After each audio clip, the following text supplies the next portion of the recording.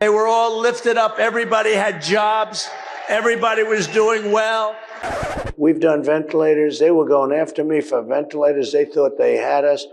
Number one, the states are supposed to get their own ventilators. There are states that could have bought ventilators. They didn't do it, so they got in trouble. Yeah, and he also had 16% unemployment rate in Black America, Harris, and now it's down less than 5%. That's what Joe Biden's record is. I mean, the ball is moving forward in a positive direction. Now, again, I know we could debate this, but you can't debate the fact that Joe Biden, when it talks about the bipartisan infrastructure bill, the CHIPS Act, the PACT Act for our veterans, he has delivered for the American people. And it's setting in now in economic policy. And that's why the economy is growing, which is the envy of the world. It is. Oh, that's gonna hurt. Yeah, this, ladies and gents, is the look of a host that is currently withstanding a full-chested throttling from a producer in her ear telling her to cut to commercial. The truth and Fox News, guys. They usually go together like oil and water, Coke and Mentos, me and tequila after starting with beer. It's not to be trifled with. However, on the rare occasion it happens, it's a sight to behold. And wages has been outperforming inflation for, I think, 12 straight months, if not longer. So we're seeing some really good things. We still have an incredibly strong job market. Wages are doing well. So I think there's a lot of good things. He did do well in the polls, better in the Fox poll, better than he's done before. And I think that was mostly independents. And I think mostly because they feel the economy is a little better. For the first time since October, Fox polling shows President Biden leading former President Trump by 2 points in a hypothetical matchup. Biden's lead comes as positive views on the economy have now hit their highest level so far of his presidency. As the country prepares for the first presidential debate on Thursday, Trump HQ are pulling double shifts to scatter seeds of doubt wherever they can grow. Anything to ensure that if Biden, say, talks about his monumental economic record, there will be enough stories out there about him spending a week at Camp David undergoing some Ivan Drago level doping to hide it. Yes, this really was a segment on Fox. Ronnie Jackson says Biden will have been at Camp David for a full week before the debate, and that they're probably experimenting with getting doses right, giving him medicine ahead of the debate. Is that what you think? Yeah, I think that, any patient that truly, or, elderly individual or someone that has dementia, they can find some moments of clarity, right? They can find moments throughout the day that they have energy. And I think that Trump's team should not underestimate Joe Biden and his team's ability to whether they're going to jack him up on Mountain Dew or whatever it is. That, look, the State of the Union this year, he had a lot of energy for about an hour or an hour and a half. But on this rare occasion where the economy was discussed with host Harris Faulkner, her guest decided he wasn't going to follow the script and instead heaped praise on the Biden economy, and rightfully so. Yeah, and he also had 16% unemployment rate in Black America, Harris, and now it's down less than 5%. That's what Joe Biden's record is. I mean, the ball is moving forward in a positive direction. Now, again, I know we could debate this, but you can't debate the fact that Joe Biden, when it talks about the bipartisan infrastructure bill, the CHIPS Act, the PACT Act for our veterans, he has delivered for the American people. And it's setting in now in economic policy. And that's why the economy is growing, which is the envy of the world. It is. And this follows a plethora of bad news for Trump recently after the bombshell announcement of yet another scathing indictment of his policies from within the business community. Jeffrey Sonnenfeld from the Yale School of Management claimed that Trump's plan for increasing tariffs and cutting billions in taxes without commensurate spending cuts, quote, frightens CEOs, arguing many will turn into Biden voters to prevent Trump from getting back in office. We look back into the data, and we're looking at this now for the last 4 months. We've been pointing out that there are no Fortune 500 CEOs who are supporting former President Trump, and that is a historic break going back to William Howard Taft and through Calvin Coolidge and Ronald Reagan and the Bushes and everything. Is that it's been anywhere from 40 to 60% public and financial support. It's zero now, and it was zero in 2016. And the Trump economic package frightens them. It's extremely inflationary. The tariffs, 10% across the board on all imports, that's just crazy. It leads to a 3% increase for sure in inflation and plunging the GDP.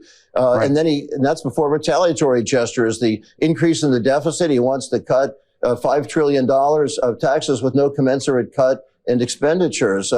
So these are problems. He doesn't believe in the Jeffrey, independence but what of do the you Fed. say? What do you say to the CEOs? There's a lot of CEOs who are watching us now, probably watching you speaking, saying, but you know what? I don't like the Biden administration when it comes to the regulatory regime right now.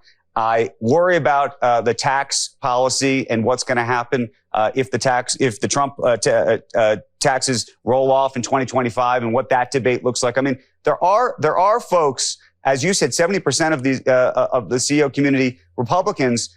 Do they turn out to be reluctant Biden voters? Do they not vote at all? I mean, where do you think they land? They'll be reluctant Biden voters. They don't want the fabric of society pulled apart. As I've said, it shouldn't take rare truth bombs on Fox News or the opinion of Fortune 500 CEOs to convince the American people that the man who's bankrupted more businesses than he's had affairs isn't the business tycoon that he presents himself as. And in fact, it is Joe Biden and his administration that have performed economic miracles. But sadly, Team Trump have convinced large swaths of the American public that he is, in fact, a business maestro. And the business CEOs are dying for Trump's return because the economy is in tatters, when it couldn't be further from the truth, as even Fox News can't deny. And even if they want to say, oh, it's not about the business climate, it's about being fiscally responsible, it's just that we're so worried about the debt and the deficit, and that's why we want to go back to Trump and get rid of Joe Biden.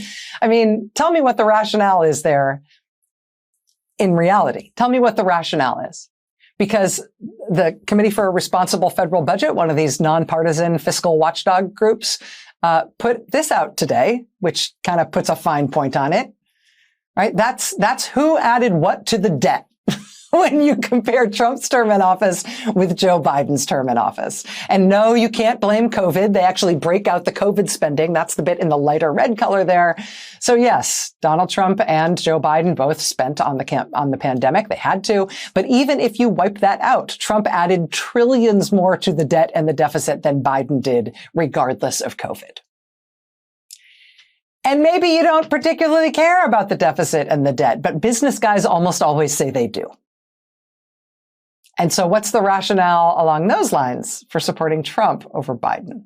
And this follows on from a report last week in which CNBC host Andrew Sorkin reported CEOs who met with Trump were less than satisfied with his, quote, meandering demeanor. I will say I was surprised. I spoke to a number of CEOs who I would say walked into the meeting being Trump supporter-ish or thinking that they might be leaning that direction, who said that he was remarkably meandering, could not keep a straight thought, was all over the map, and that they, which maybe not surprising, but was interesting to me because these were people who I think might have been actually predisposed to him and actually walked out of the room less predisposed to him, actually predisposed to thinking this is not necessarily, as one person said, this may not be any different or better than a Biden thought if you're thinking that way. And I know what you're thinking. No way, not this guy. Well, you want to wash your hands.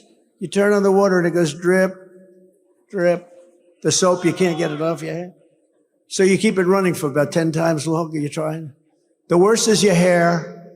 I have this beautiful, luxuriant hair. Who's ranting about windmills causing cancer and shark attacks. Just listen to this sharp articulation from one of the great orators of our generation. Let's say your boat goes down and I'm sitting on top of this big, powerful battery and the boat's going down. Do I get electrocuted? And he said, you know what? Honestly, nobody's ever asked me that question. But if I'm sitting down and that boat's going down and I'm on top of a battery and the water starts flooding in, I'm getting concerned. But then I look 10 yards to my left and there's a shark over there. So I have a choice of electrocution or shark. You know what I'm going to take? Electrocution. I will take electrocution every single time. Do we agree? But the thing is, if we're to look at these reports and off-the-cuff rants on Fox News of all places, it just shows that people are finally catching up to something that has been long documented. Trump is not the candidate to lead the US economy. He took it into a nosedive and passed on a train wreck. We have someone who's already proven that he can perform miracles, basically, to resuscitate the economy. The current administration that has overseen an economy so good that the World Bank just said is actually stabilizing the whole world economy. Under Joe Biden, we just had the best year of American job creation in the 21st century. The last time we had a streak this long of unemployment below 4%, it was the early 1960s. Under Joe Biden, the U.S. has the best economy in the world, literally the envy of the world. In fact, the World Bank just said that the U.S. economy is so good, it's actually stabilizing the whole world economy. The U.S. stock market keeps hitting new records and then breaking those records and then hitting new ones that are even higher. Love this video? Make sure you stay up to date on the latest breaking news and all things Midas by signing up to the MeidasTouch newsletter at MeidasTouch.com/newsletter.